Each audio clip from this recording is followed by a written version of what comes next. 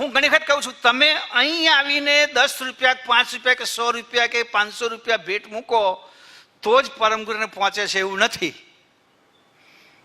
તમે પરમગુરુનો એક ફોટો લઈને કોઈ ભક્તને આપશા પ્રસાદી માટે, એને પૂજા માટે, તો પણ એ ભેટ તમારી પરમગુરુને પહોંચે છે. તમે મારી આગળ 100 રૂપિયા નહીં મૂકો અને 100 રૂપિયા નોટ લઈને કોકને આપશો કે ભાઈ તું લખ, તો પરમગુરુ પ્રસન્ન થવાના છે કે આ મારા માટે જ કરે છે.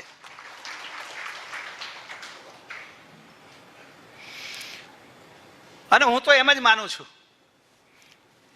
પૈસો આપણો પરમગુરુની સેવામાં જ વપરાવો જોઈએ, એ રીતે જ વાપરવો જોઈએ.